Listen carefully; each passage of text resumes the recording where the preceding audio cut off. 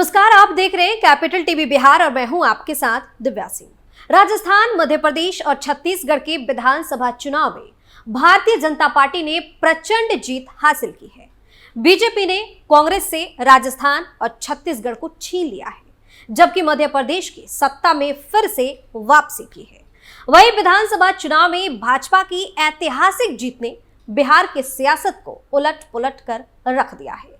कल तक बैकफुट पर नजर आ रहे नीतीश कुमार अब फ्रंट फुट पर खेलते हुए नजर आ रहे। इंडिया गठबंधन में हाशिए पर चले गए नीतीश कुमार की पूछ रातों रात अचानक से बढ़ चुकी है। ऐसे में कई सवाल सत्ता के गलियारे में तैरते हुए नजर आ रहे हैं। आज इसी पर चर्चा करेंगे। मेरे साथ पटना से जुड़े हुए हैं वरिष्ठ पत्रकार सरोज सिंह जी। सरोज जी, विधानसभा चुनाव में तो नीतीश कुमार का जातीय गणना का कार्ड फेल हो चुका है, फिर भी नीतीश कुमार की पूछ अचानक से क्यों बढ़ गई है, क्या लगता है? देखिए, आपने बिल्कुल दुरुस्त कहा कि नीतीश कुमार का जातीय गणना का कार्ड इस विधानसभा चुनाव में जिसको राहुल गांधी ने आगे बढ़ाया था वो पूरी तरह से फेल हो गया और कांग्रेस को करारी शिकस्त मिली इन राज्यों में। लेकिन एक कार्ड के फेल होने से, एक इक्के के फेल हो जाने से ये मतलब नहीं निकाला जा सकता है कि नीतीश कुमार का पूरा जो राजनीतिक कैरियर ही फेल हो गया जी। आप देखिए, गौर करिए, जैसे ही नतीजे आने शुरू हुए, थोड़े से मैच्योर्ड हुए, दो बड़े नेता जनता दल यूनाइटेड के उनका बयान आ गया, केसी त्यागी का भी और निखिल मंडल का भी। क्या कहा उन्होंने? जी। उन्होंने कहा कि देखिए, अगर नीतीश कुमार को यूज किया जाता इन चुनावों में तो नतीजे कुछ अलग होते। नीतीश कुमार को एक साइड कर दिया गया जिसका नतीजा आपके सामने है। तो नीतीश कुमार को प्रॉपर तवज्जो कांग्रेस ने नहीं दी, जिसका नतीजा ये रिजल्ट है। 3 महीने से एनडीए अलायंस की कोई बैठक नहीं हुई, तो क्या माना जाए, सब चीज़ें दुरुस्त रहेगी? ये केसी त्यागी और निखिल मंडल का कहना है। तो एक सिलसिला अब शुरू हुआ है। जैसे ही नतीजे आ गए, अब कांग्रेस आला कमान, कांग्रेस के बड़े नेताओं को भी लगता है कि नीतीश कुमार को अब सामने लाना चाहिए। और जो नेता अभी नाराज हैं, इधर उधर चले गए हैं, छिटक गए हैं, किन्हीं ने कारणों से, अलग अलग बयान से या जैसे भी अलग हुए हैं, उनको अब फिर एकजुट किया जाए और एक बैठक की जाए जिसका डेट तय हो गया है। 6 दिसंबर को एक बैठक इंडिया की बुलाई गई है। तो नीतीश कुमार की उसमें काफ़ी भूमिका होने वाली है और लगता है कि उस बैठक में नीतीश कुमार को एक बड़ी जिम्मेदारी दी जा सकती है और नीतीश कुमार अपने जो उनकी खासियत है, उनकी सलाहियत है सबको साथ लेकर चलने की, उसको वो आगे बढ़ा सकते हैं और जो विपक्ष के नेता हैं उनको एक बार फिर एक मंच पर आने के लिए, एक मुद्दे पर सहमत होने के लिए राजी कर सकते हैं। ऐसा नेताओं का अनुमान है।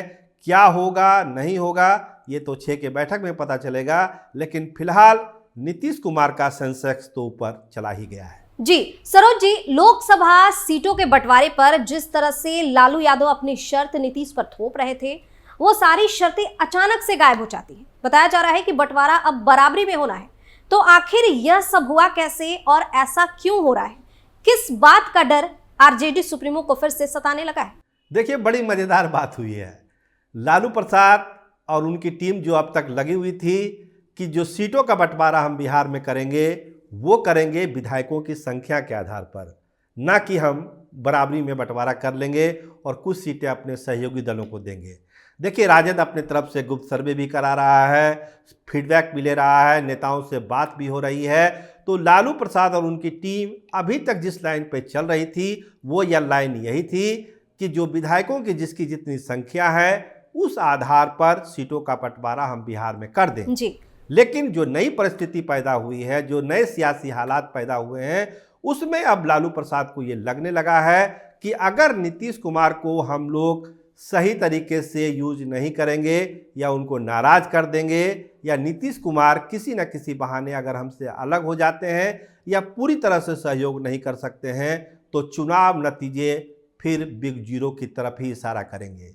क्योंकि जो नतीजे विधानसभा चुनाव के आए हैं उससे बिहार में जो महागठबंधन के नेता हैं वो सहमे हुए हैं। वो कैमरे के सामने तो कुछ नहीं बोल रहे हैं, लेकिन अंदर जो डर है वो सामने दिखता है कि क्या होने वाला है 24 के चुनाव में। तो लालू प्रसाद ने अपने शर्तों को लिबरल किया है और लगता है जो हमारे सोर्स हैं वो बताते हैं कि अब जो सीटों का बंटवारा होगा, जो नीतीश कुमार जैसा चाहते थे कि बराबरी का बंटवारा होगा, 15 सीटें आरजेडी को, 15 सीटें जनता दल यूनाइटेड को, और बाकी जो 10 सीटें बचेगी वो कांग्रेस और सहयोगी दलों को बांट दी जाएगी। ये एक स्ट्रेटजी पहले से ही जनता दल यूनाइटेड ने बना के रखा था, लेकिन लालू प्रसाद को लगता था कि नीतीश कुमार को ज़्यादा सीटें देकर वो कहीं अपना नुकसान ना कर लें। इसके पीछे जो एक डर है लालू प्रसाद का कि जनता दल यूनाइटेड के जो एमपी जीत के जाएंगे वो ब्रांड मोदी के सामने कहीं चुनाव जीतने के बाद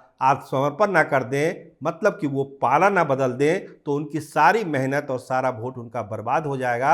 इसीलिए वो चाहते थे कि नीतीश कुमार को कम से कम सीटें, यानी जितनी उनकी विधायकों की संख्या है उस आधार पर उनको सीट दी जाए। लेकिन अब जो नए राजनीतिक हालात पैदा हुए हैं उसमें नीतीश कुमार अब वो झुकने को तैयार नहीं है, क्योंकि लालू को भी लगता है कि अगर नीतीश कुमार का साथ नहीं हुआ तो फिर ब्रांड मोदी और भाजपा अलायंस को, एनडीए को बिहार में हराना बहुत ही मुश्किल हो जाएगा और नतीजा कहीं 19 वाला ना हो जाए, जहां राजद 0 पर आउट हो गई थी। और राजद की अभी प्राथमिकता लोकसभा की कुछ सीटें को जीतना है, यानी कि अपना स्कोर बढ़ाना है, तो वो नीतीश कुमार की शर्तों को मानने के लिए लाचार है। इसलिए अब बताया जा रहा है कि बंटवारा बराबरी का होगा।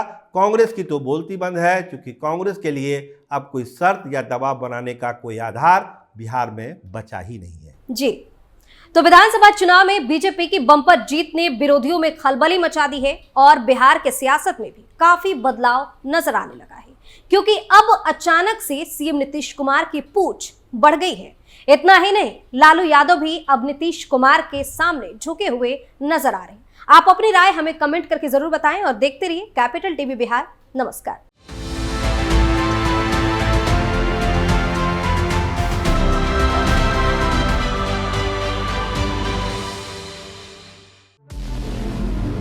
हमारे व्रत, हमारी परीक्षा, लक्ष्य तक पहुंचने की हमारी संयमित प्रतीक्षा।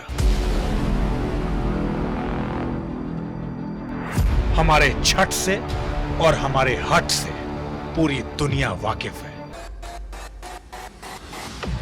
हमें विकल्प पर नहीं, अपने दृढ़ संकल्प पर अटूट विश्वास है,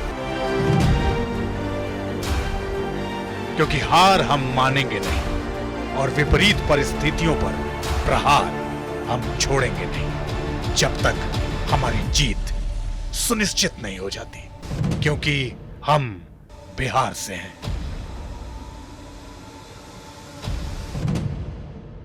कैपिटल टीवी पर मैं अमित प्रकाश लेकर आ रहा हूं बिहार पर एक ब्रांड न्यू स्पेशल शो, हम बिहार से हैं।